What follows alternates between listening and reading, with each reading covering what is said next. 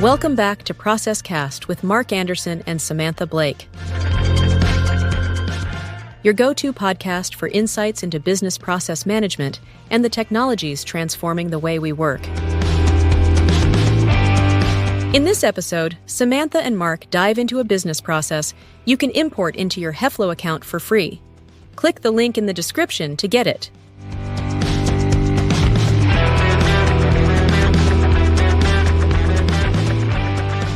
You ever wonder what really goes on behind the scenes when you hire a professional service, like a consulting firm?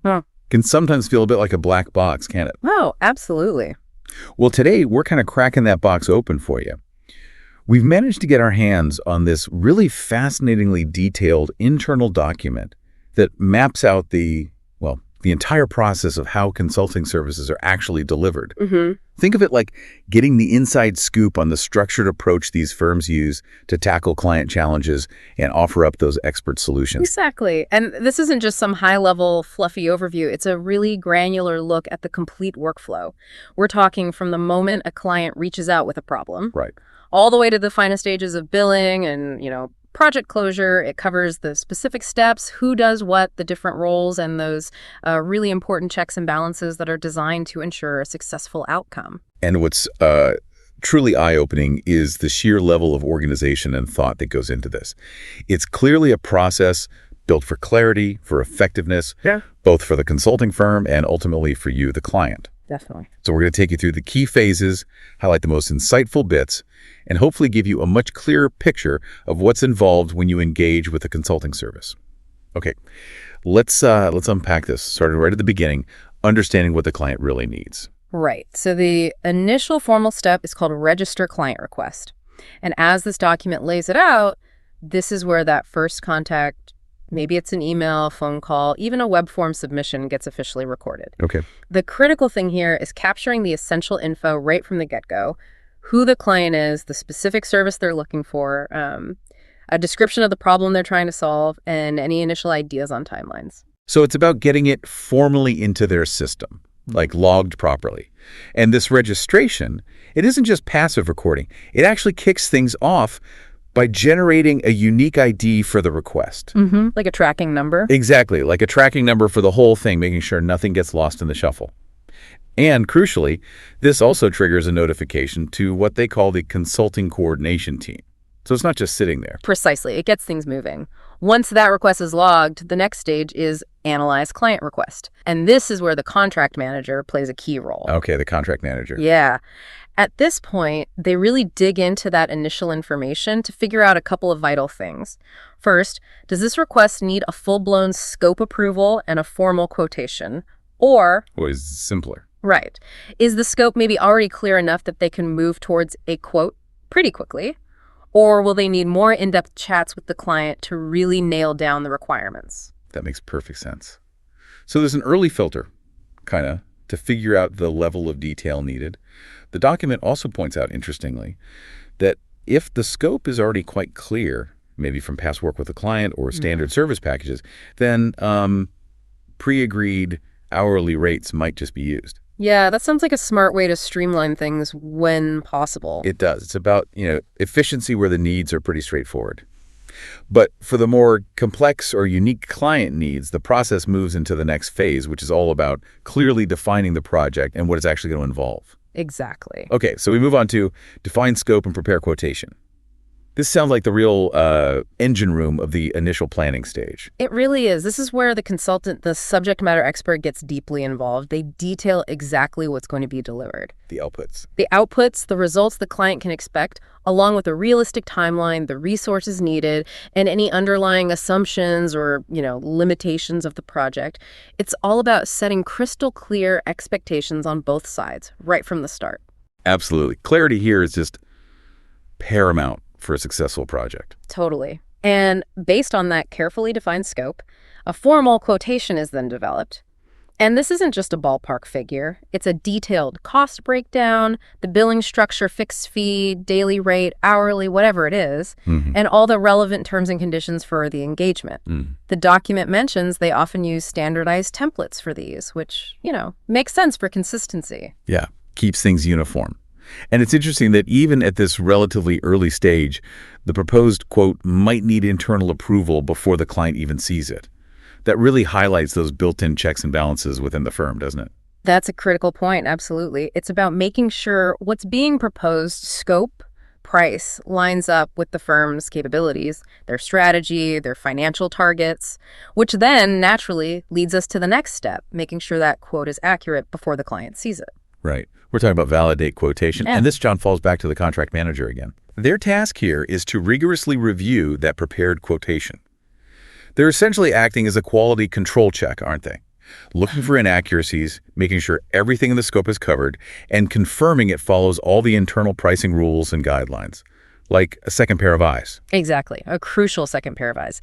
And the document actually suggests this validation might involve more than just one person. You could have multiple levels of approval depending on the project's size or complexity. Oh, okay. Yeah, maybe a senior manager, someone from finance, even legal might take a look to make sure everything's buttoned up. And if they find any issues, the quote goes back to the consultant for revision.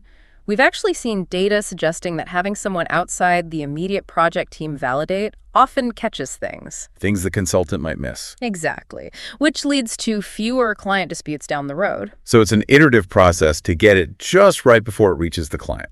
Makes sense. And once it's been thoroughly checked internally, it's finally time for client approves quotation and scope. Pretty self-explanatory, but obviously fundamental. Totally fundamental. The client gets this final proposal, and they take their time to carefully review everything, the scope details, the price, the contract terms, does it all meet their expectations, and, importantly, any internal requirements they might have. And as anyone who's been involved in proposals knows, there are a few ways this can go. Ideally, the client gives the thumbs up, approves everything, and boom, green light, project moves forward. The best case scenario. Yeah. But they might also come back asking for tweaks or clarifications, right? Which means revisiting that scope and quote stage. Yep, back for adjustments. And of course, there's always the possibility the client decides, nope, not for us, and rejects the whole thing. That's just the reality of the business. But assuming it is approved, then the real work, the expertise delivery, begins with the step called provide consulting services. This is where the consultant actually executes the agreed upon work. Okay, this is where the rubber meets the road. Theory into practice, value delivered. The consultant and their team get down to it, guided by those clear objectives, timelines, deliverables from the approved scope. The document gives some examples, like deep data analysis, running workshops, developing strategies, designing solutions. Depends entirely on the service, obviously. And what's crucial here, and the document really emphasizes this, is ongoing proactive communication with the client throughout this delivery phase. Ah, yes. Keeping them in the loop. Constantly. This continuous dialogue ensures everyone's on the same page about progress, any challenges popping up, and if any deviations from the plan are needed, they can be handled collaboratively. Often through, formal change requests if the scope needs adjusting. Keeping those communication lines wide open sounds absolutely vital for a smooth outcome. Okay, so once the services are delivered, the next logical step is making sure the client is happy. Right. That brings us to validate delivered services. Exactly. This is where the client requester, the person who started it all, steps back in. They carefully review the completed work to confirm it meets the agreed scope, timeline, and quality standards. And how does that validation happen? Well, it could involve internal reviews within the client's company, maybe formal project closure meetings to discuss the outcomes, or even a formal acceptance process, like a written sign-off on the deliverables. The document also mentions gathering client feedback here, maybe through surveys or reviewing the final report. It's all about ensuring the client feels they got the value they expected. Precisely. And once that validation is done, there's still a key internal step for the consulting firm. Conduct post-consulting review. This is where the contract manager looks back at the whole engagement, start to finish. Ah, the post-mortem. Sounds incredibly valuable for learning and improving. The document says the main goal is to objectively assess how effective the service delivery was, identify what went well, and, just as importantly, pinpoint areas for improvement next time. Exactly. It's not just about noting successes and failures. Are there specific ways they do this, like frameworks? Oh, absolutely. Firms often use structured debrief sessions with the whole team involved, encouraging really open, honest feedback. They might use specific frameworks too, analyzing performance against metrics like client satisfaction, profitability, sticking to timelines, and of course, analyzing the client's direct feedback is critical. Right. The output is usually a formal report capturing lessons learned, maybe with concrete recommendations for refining processes, enhancing services, improving communication. It's a big part of that continuous improvement commitment. So it's not just closing the book, it's actively learning and feeding it back into the system. Got it.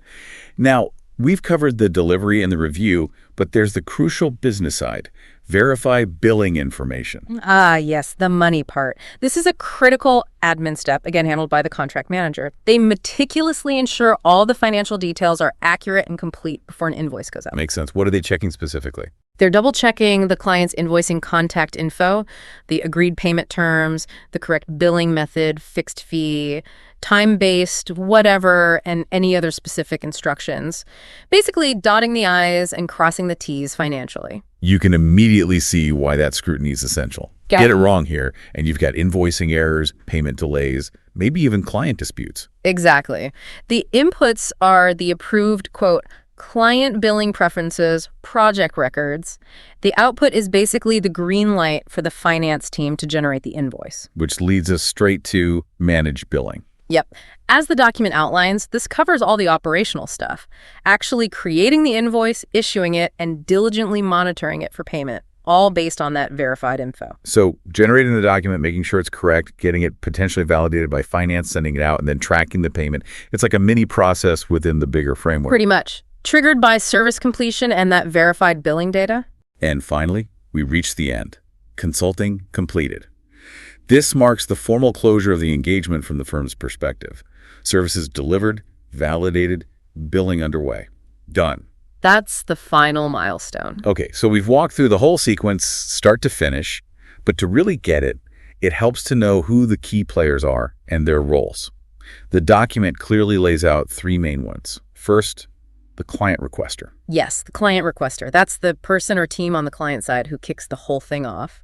They identify the need, provide the initial context, outline requirements, and desired outcomes. They're the main contact point. Usually, yeah. The primary point of contact, collaborating with the consultants, and importantly, they're the ones who approve the proposal and scope and later validate the delivered services. Got it. Then there's the consultant. The expert. The individual or team with the specialized knowledge the client needs. Their job is to analyze the request, work with the client to define the scope, prepare the quote, and then obviously deliver the actual consulting services. They also contribute insights during that post-consulting review. Makes sense. And finally, the contract manager. Absolutely pivotal. They oversee the administrative and contractual stuff. They're validating, they quote, ensuring internal approvals happen, managing the billing process initiation, even handling project documentation archiving at the end. They're the linchpin making sure the process runs smoothly. So it really is a team effort, isn't it? Each role is vital for success. Absolutely. And when you look at this whole structured approach, what really jumps out is the emphasis on clear, consistent communication all the way through. Those built-in validation steps at key points are also super important, preventing errors, misunderstandings. Right, catching things early. Exactly. And the clear roles and responsibilities, that ensures accountability and a smooth workflow.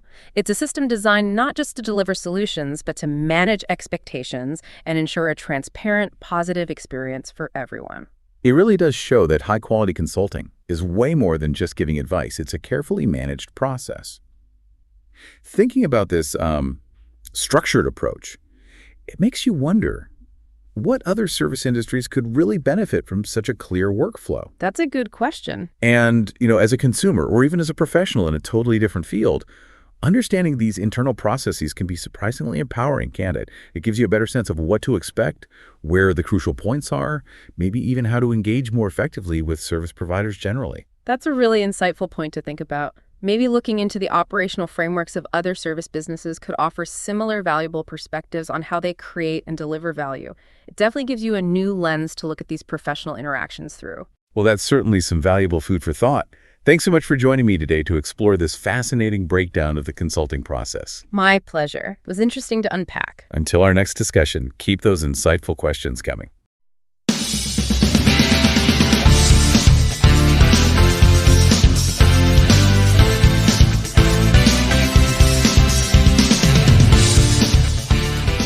Thank you for listening to ProcessCast.